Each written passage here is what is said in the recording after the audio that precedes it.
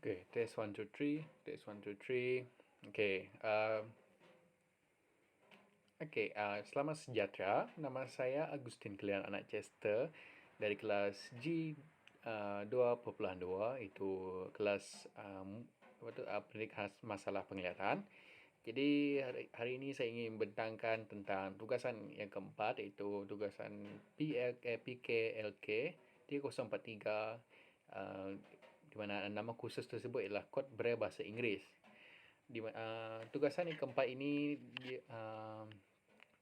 kami dikehendaki untuk menyediakan bahan multimedia bagi tujuan pembentangan dan komunikasi maklumat tentang ulasan artikel dalam tugasan 3 yang telah kami laksanakan.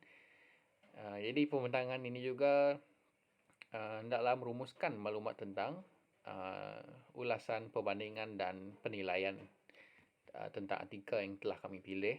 Okey. Jadi yang pertama sekali adalah jadi saya telah memilih dua jurnal, di mana jurnal yang pertama, tajuk jurnal pertama ialah meningkatkan kemahiran literasi Braille Bahasa Inggeris Grade 2. Itu adalah tajuk yang pertama. Untuk tajuk yang kedua pula, jurnal yang kedua yang saya pilih, itu berkaitan dengan learn writing and reading Braille for elementary student with visual impairment. Itu adalah jurnal kedua. Jadi kita akan membuat perbanding beza dan membuat penilaian tentang apakah rumusan tentang kedua artikel tersebut.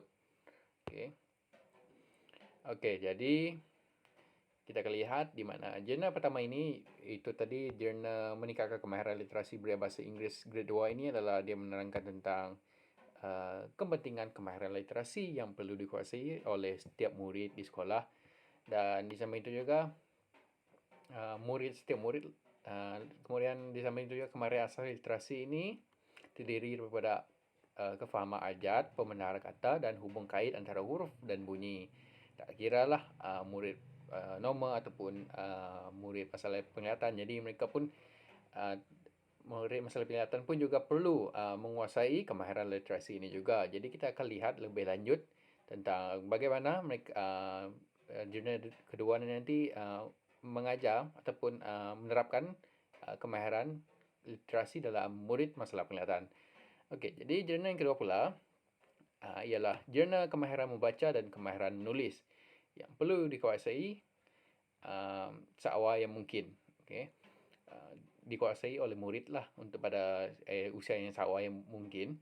Jadi asas utama dalam proses pembelajaran, jadi ia merupakan kemahiran membaca ini dan kemahiran menulis ini adalah merupakan asas utama dalam proses pembelajaran. Di samping itu juga murid masalah penglihatan mesti mempunyai beberapa aspek dalam kemahiran membaca, seperti membaca dan menulis, seperti deria, iaitu menggunakan tangan, kemahiran motor dan persepsi. Okey, kita akan lihat dengan lebih lanjut berkaitan dengan jurnal kedua ini. Okey, jadi kita akan pergi ke jurnal yang pertama.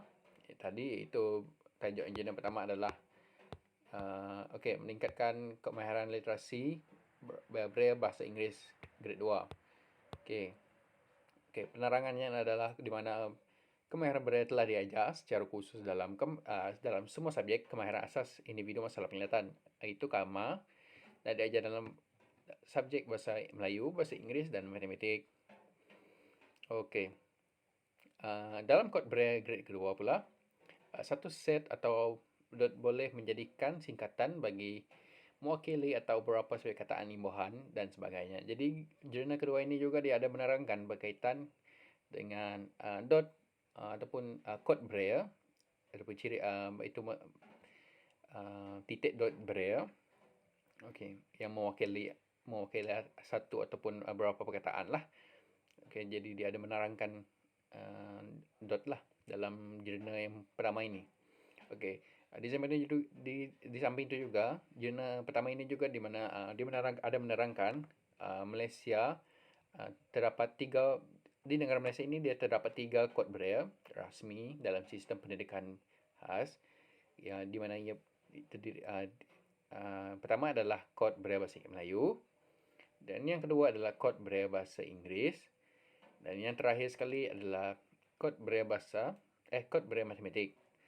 Okey, jadi kod Braille ini terbagi kepada dua tahap, iaitu grade 1 dan grade 2. Kita akan lihat grade 1 ni macam mana, dan grade kedua ini adalah bagaimana untuk tahun keberapa.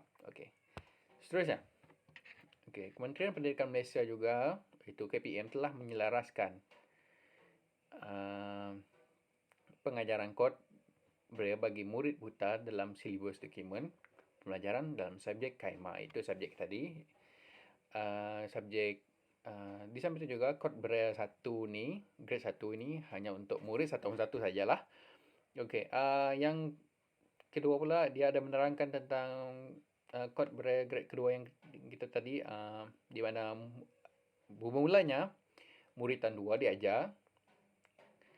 Dan kod Braille grade kedua ini diperkenalkan sebagai salah satu alternatif untuk menjimatkan ruang dan dalam penggunaan kertas Braille. Okay, jadi maksudnya murid tahun 2 ni dia telah diperkenalkan cara untuk menjimatkan ruang dalam penggunaan kertas Braille. Okay, tahun 1 ni dia ajar macam tu saja. Jadi bila sampai tahap 2 ni baru dia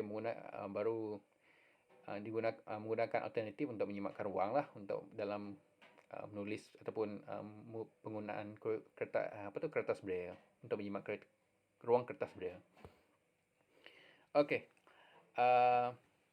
Di samping itu juga pengkaji dia telah mewujudkan satu kit, itu tajuk kit, nama kit tersebut adalah kit iSpare. Ia merupakan sebagai satu langkah pendekatan pembelajaran mastery yang boleh membantu dan menyebabkan murid dapat menghafal serta mengingat singkatan letter as simple upper word sign. Okay. Jadi dengan ini dia dapat dengan kit ini dia dapat penting untuk membantu murid menghafal singkatan singkatan Braille, iaitu letter as simple upper word sign. Di samping itu juga pengkaji juga telah membagikan pengajaran singkatan letter as simple upper word sign kepada 4 bahagian kecil. Jadi pemwujudan kit iSpare ni dia telah membantu untuk memudahkan murid di sekolah atau terutama sekali masalah penglihatan ini untuk belajar kedua kemahiran ini ia lantas membolehkan murid tersebut menguasai kemahiran mengenal dan kemahiran mengejar singkatan letter as simple upper word sign dengan baik. Okey. Seterusnya, kita beralih kepada jurnal kedua, di mana jurnal kedua ini adalah berkaitan dengan tentang kemahiran baca dan kemahiran menulis yang perlu dikuasai seawal yang mungkin. Okey, untuk murid masalah penglihatan. Okey, jurnal kedua ini di mana dia ada memberitahu tentang gangguan penglihatan ialah definisi gangguan masalah penglihatan ialah di mana gangguan penglihatan merupakan satu jenis klasifikasi yang terbagi kepada dua, iaitu buta sepenuhnya dan penglihatan terhad. Dan tahap penglihatan pada 20 per 200 atau kurang dikirakan sebagai buta. Ini adalah definisi masalah penglihatan. Okey, jadi jurnal kedua ini adalah dia ada menerangkan tentang orang buta dia memerlukan alat sokongan untuk proses pembelajaran, terutama sekali alat sokongan untuk membaca dan menulis dalam bentuk Braille. Jadi di samping itu juga menurut SEC, setiap murid kanak-kanak buta, jadi mereka mempunyai kemampuan Braille yang berbeza. Jadi faktor-faktor yang mempengaruhi kemampuan Braille yang berbeza ialah pemahaman simbol, bentuk perkataan yang ditulis, sepanjang perkataan ayat serta ayat dan perenggan. Okey. Jadi di samping itu juga pembelajaran huruf Braille bagi kanak-kanak buta dipengaruhi oleh pelbagai dalaman dan luaran aspek. Namun jadi jurnal kedua ni dia kepentingan pembelajaran membaca huruf Braille ini adalah objektifnya adalah bertujuan untuk membantu kanak-kanak masalah penglihatan ini menguasai Braille sebagai modal asas dalam pembelajaran. Okey. Seterusnya adalah masih jurnal yang kedua, di mana murid masalah penglihatan ini dia dikendaki ataupun wajib untuk membaca menggunakan tangan kanan dan menggunakan 4 jari untuk membaca, 4 telunjuk jari untuk membaca baris sebelumnya, itu membaca kod Braille. Okey. Okey. Untuk membaca, maafkan saya, menggunakan 4 jari untuk membaca baris sebelumnya. Jadi di samping itu juga kanak-kanak masalah penglihatan ini juga dia mesti ataupun perlu memahami cara menulis Braille dan diajar bermula dari kanan dan tidak bertentangan dengan cara membaca Braille. Okay. Di samping itu juga di mana diperkenalkan dengan kedudukan 6 titik. Yang ni adalah dia menerangkan tentang kod titik Braille, dot Braille, di mana diperkenalkan dengan kedudukan 6 titik Braille. Terdapat 6 titik lah. Dan pelanggaran ini diperkenalkan tujuan untuk memberikan kemahiran membaca dan menulis. Okey. Okey, seperti yang kita lihat tadi, jurnal kedua ni dia ada menerangkan tentang kemahiran baca dan kemahiran menulis. Jadi murid masalah mesti mempunyai kemahiran beberapa aspek tersebut. Jadi dengan untuk mencapai objektif tersebut, jadi mereka memerlukan alat sokongan untuk tujuan untuk membantu mereka untuk membaca dan menulis. Okey.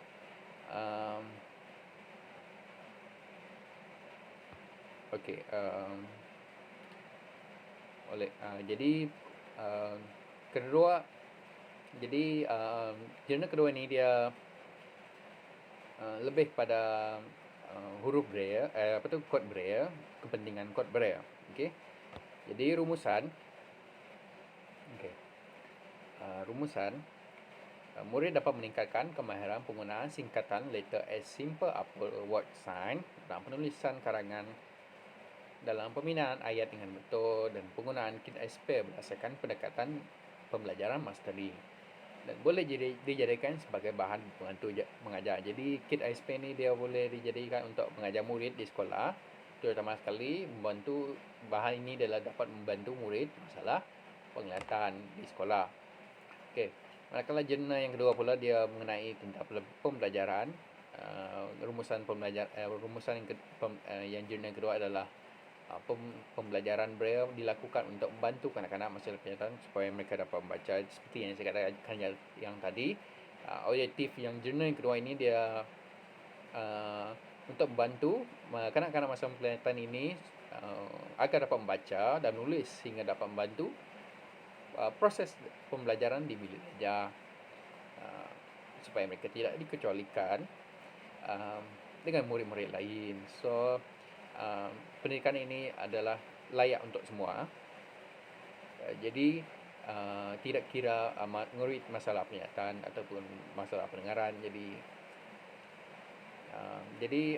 di samping itu juga menguasai kemahiran membaca dan menulis Braille amat penting sebagai asas dalam pembelajaran yang seterusnya. Okey. Jadi kita dapat lihat banding beza tadi, di mana jurnal pertama tadi dia adalah lebih kepada literasi, di mana perlu dikuasai murid.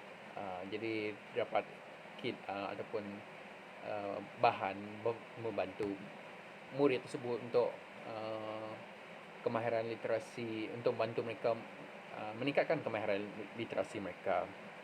Okey. Di mana Kemahiran literasi ini tadi dia terdiri daripada kefahaman abjad, pembenaran kata dan hubung kait antara huruf dan bunyi. Manakala jurnal kedua ni dia lebih fokus kepada alat bantu mengajar, iaitu untuk membantu murid masa penglihatan ini membaca dan menulis yang perlu dikuasai oleh mereka seawal yang mungkin. Okey. Jadi perbincangan kita atau pembentangan saya hari ini adalah setakat ini saja. Jadi itu saja daripada saya. Sekian, terima kasih.